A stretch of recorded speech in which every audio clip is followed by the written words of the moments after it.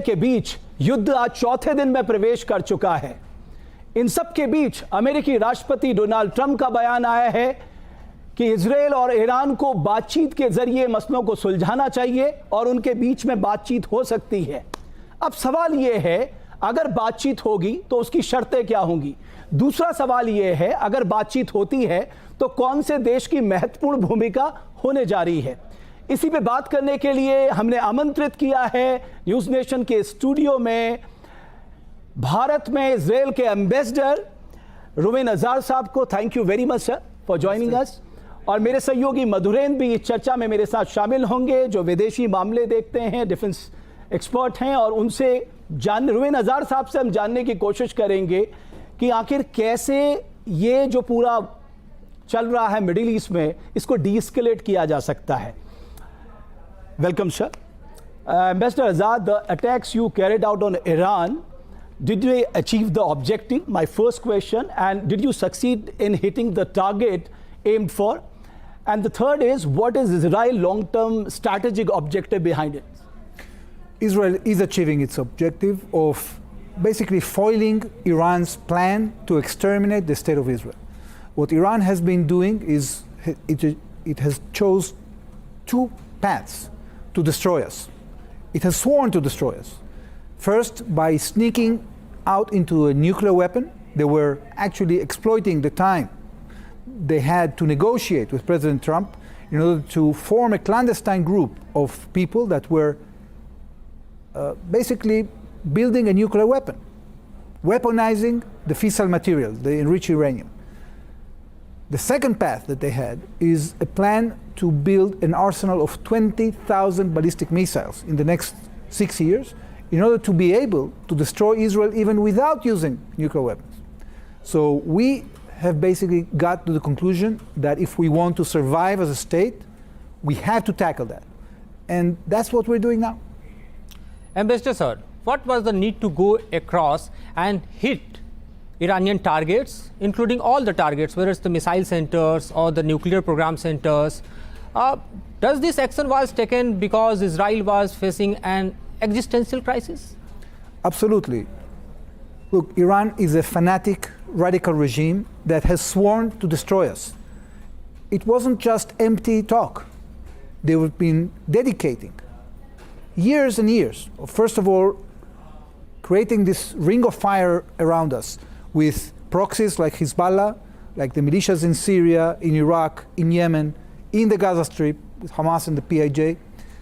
And in addition to that, we're investing tens of billions of dollars in trying to create these weapons, not only to destroy the state of Israel. Israel is just a beginning in their plan of hegemony, because the real war in the Middle East is not between Iran and Israel. It's between the radical Shiite regime of Iran and the Sunni Arab states. And they wanted to get, ultimately, to Mecca and Medina. So they were using us as an excuse, and the amount of power they were concentrating left us no choice but to neutralize it. So in the first 18 months, we neutralized Hamas, Hezbollah.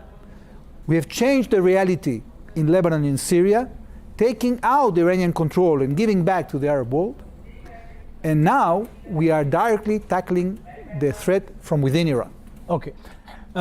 Ambassador Azar, Iran called it an unilateral military action by Israel, while your stand is clear that hitting the civilian installation or infrastructure, your country treat as a war crime.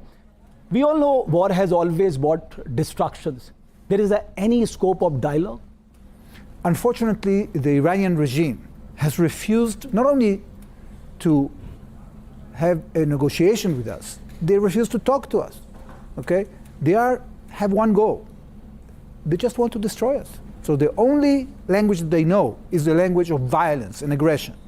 Israel is targeting only military targets, targets that are destined to degrade the capability of Iran to continue its campaign of aggression against us. But at the same time, the Iranians are firing hundreds of ballistic missiles on our cities. Fortunately, thanks to our multi-layered system of air defense, we've been able to save a lot of lives, but unfortunately, already 23 Israeli civilians have been killed since this operation started.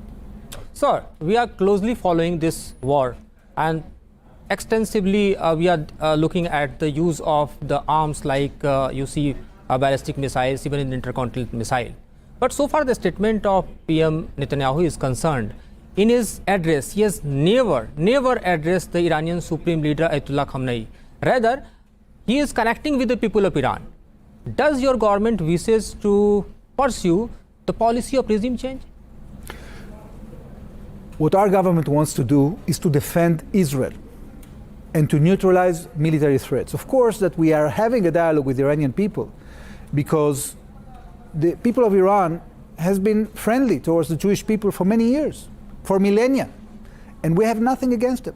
So we hope that the Iranian people will be free, but we are not having a policy of regime change because we do not have the resources, frankly, to invest in changing the political landscape of any country in our region. We are concentrated as a democracy in building our own economy, our own capability, our own defense forces, and we are determined to defend ourselves, especially from those who would like to annihilate us. Ambassador Azhar, your defense minister has said that Iran still has faced the worst. So what could be the worst then? What could be what? Worst. The worst case scenario, you mean? Yeah. Absolutely. Well, look, we have prepared ourselves for many worst case scenarios because our sense was that once Iran starts firing this barrage of ballistic missiles, the entire home front in Israel will be exposed. And therefore, we have invested billions of dollars in a system of missile defense. We are trying to sophisticate it. We have learned a lot of lessons since the 7th of October and since Hezbollah has been firing at Israel. And we are implementing those lessons in order to minimize casualties in Israel. For us, the worst case scenario is a situation in which Iran will achieve nuclear weapons, will create an arsenal of nuclear weapons, and under the umbrella of this arsenal, they will renew their campaign to exterminate our state.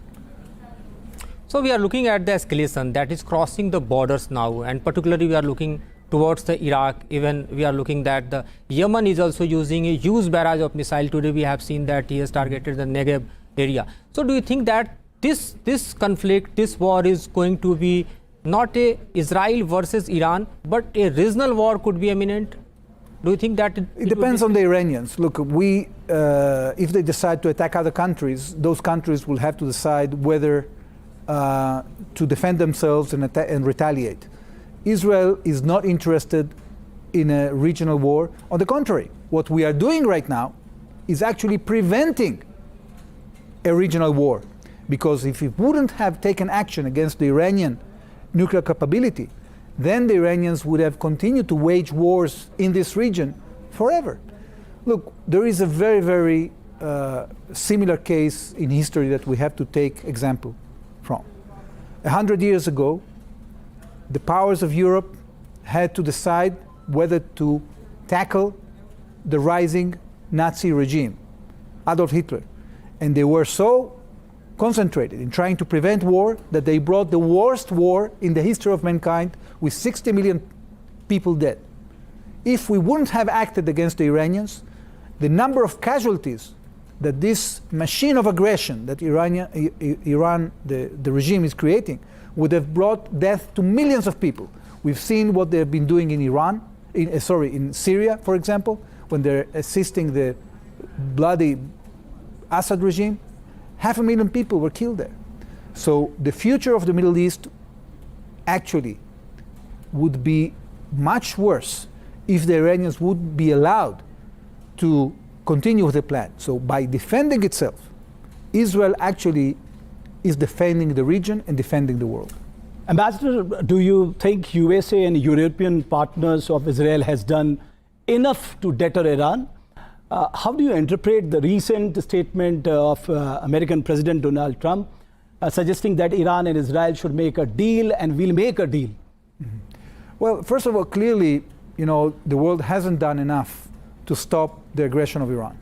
And therefore, we had no choice when diplomacy failed to take action ourselves. Now, we are very grateful to the United States because it has given us the tools to defend ourselves. It is backing up. We are in complete sync with the United States. We are coordinated, and we are working together. It's up to the United States to decide whether they want to act militarily.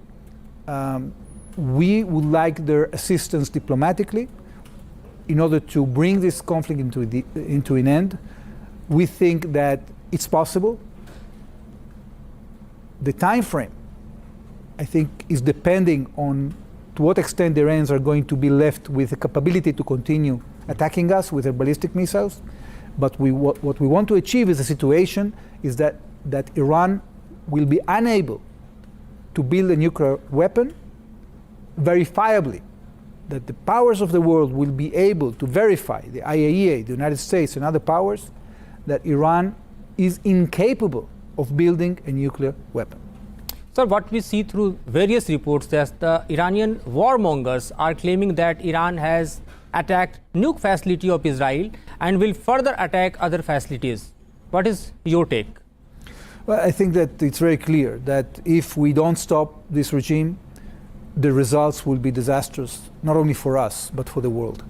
And, you know, Israel is a country, as I told you before, that it concentrates in building itself, in building prosperity for its people. You know, I just saw statistics before I arrived. In 1990, the GDP per capita of Iran was $10,000. Now is less than $4,000. Israel's GDP per capita in 1990 was a little bit more than 10,000. Now it's 57,000. So when you have freedom, when you have free markets, when you have entrepreneurship, when you are a democracy that is concentrated in prosperity for your people, you will succeed. But when you are concentrating in war and creating machines of aggression, that is very bad news for the Iranian people and for the region, and we hope that Iran will change course. Ambassador Azhar, that two countries are aggressively supporting Iran. One is Pakistan and another is Turkey. How do you see this alliance? Well, I'm not sure that these are alliances. I think that when you have an alliance, then you have support that is just more than words. You have financial support, you have military support. I don't think that this is the case, okay? I think that what we are seeing now is a situation in which some countries would like to position themselves in a certain way because it fits their interest or the popularity among their people. I don't take it very seriously. I think that what we have to concentrate right now is in garnering the support of those countries that are responsible, that are interested in de-escalation, like India, for example, and engage with them in order to create a better future for the peoples of the Middle East. Ambassador sir, there are Quds forces that are being supported by Iran since long. We have seen whether it's Hamas or Hezbollah or Houthi. The question is that the Iranian-backed militia in Syria and Iraq will become more directly involved. So we are looking at also in last 4 days we have seen that how Houthi has also joined Iran and attacked so many times a barrage of rockets. So how do you see that their allies could also joining Iran and they are creating a lots of problem at the soil of Israel? Well, fortunately, we've been able to degrade very successfully the Hamas and Palestinian Islamic Jihad machinery, the missiles that were launching at Israel. We neutralized that. The same goes with Hezbollah. Hezbollah had the biggest stockpile of missiles any terrorist organization had in history, 150,000 missiles and rockets. We have neutralized most of that, and now Hezbollah is constrained inside Lebanon. And if they dare to attack us again, the results for them will be devastating. When it comes to the Houthis, it is really a challenge. Yesterday, our Prime Minister Benjamin Netanyahu, told in one of the interviews that according to our intelligence, the Iranians were planning to export a nuclear bomb to give it to the Houthis. So this is a very dangerous situation. We are retaliating against the Houthis. We've been bombarding them. Yesterday, we tried to take out the leader of the Houthis. We don't know yet whether we succeeded, but we are determined to defend ourselves, and whoever tries to assist Iran will have to pay the price.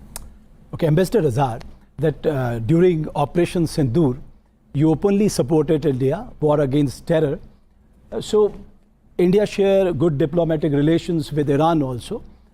What role can India play in mediating the conflict between Israel and Iran? Well, it's up to India to decide. We have a very good dialogue with the Indian government. Yesterday, our Prime Minister spoke with Prime Minister Narendra Modi. We had a conversation between our Foreign Minister Sar with Foreign Minister Jaishankar, and our national security advisors also spoke. We think that India has a very positive role to play in our region. We are planning together with Arab countries, those who are more pragmatic and want to create stability in our region. We are planning economic projects like IMEC, for example, to connect India to Europe via the Middle East.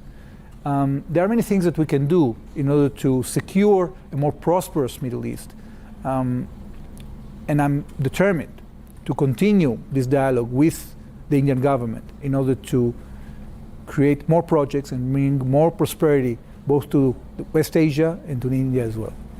There is a question in mind of every Indian that Israel is having the best air defense system of the world, whether it's Iron Dome or David Sling or Arrow or even the third coming from America. But in this war, we have seen that Iran has been successful targeting the civilian area of the Tel Aviv, even the Haifa last night we have seen. Do you think that there is some potential weapon that Iran is using and that is being not handled by the air defense system? Is it? Well, look, our defense system is the best defense system in the world. Right. And we developed it because we knew what the Iranians are building. You see, we invested a lot of resources to understand what is going on in Iran, and when we saw that Iran is building that capability, we built the capability to defend ourselves. Ballistic missiles are very dangerous. This is a race that is happening all the time between the aggressors and the defenders. Unfortunately, although we were very successful in foiling more than 90% of the missiles, there are some that penetrate, and hence you have some casualties. But compared to the intention of Iran, the Iranians were intending to kill thousands of people and destroy our cities. This is what they said. They said they're going to destroy our cities. They failed. And in that context, the missile defense capability has proven itself in a very good way. So, Mr. Azhar, do you think that any realistic diplomatic path forward with Iran, or has this war has closed the window indefinitely? On the contrary, this war has opened the window, because so far, the Iranians were stalling for time. So far, the diplomatic offers the Iranians were getting were serving their target of continuing their aggression, like the agreement that was signed with them in 2015, that only temporarily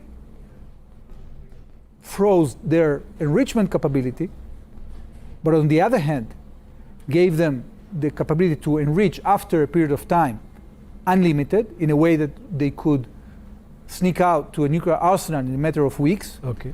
And in addition, they were offering them relief of sanctions that would allow them all the money they need in order to continue their campaign of aggression in the region, to build their ballistic missile stockpile. So that was a very dangerous agreement. And now that Iran is weaker, now that Israel has actually control of the Iranian airspace, this is a good time to negotiate.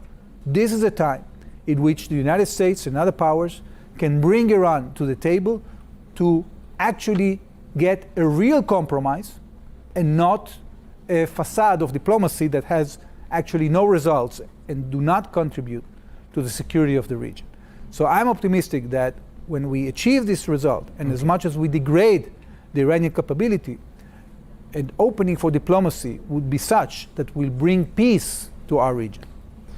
Thank you very much, Thank you so much. Ambassador. Thank you very much for coming to our studio. Thank you. तो ambassador azar का साफ कहना है कि मध्य पूर्व में अगर देखा जाए उनके अस्तित्व के लिए सबसे बड़ा संकट था और उनके पास कोई विकल्प नहीं बचा था सिर्फ ईरान की जो वो न्यूक्लियर कैपेबिलिटी हासिल करना चाहता था वहां हमला करने के अलावा। कुल मिलाकर आने वाले दिनों में ये वॉर किस तरफ जाता है और क्या ये युद्ध बातचीत से खत्म होगा, और अगर होगा तो किन शर्तों पे होगा और कौन देश इसके लिए मीडिएट करेंगे, ये देखना भी दिलचस्प होगा। बहुत धन्यवाद हमारे इस खास इंटरव्यू को देखने के लिए। Thank you.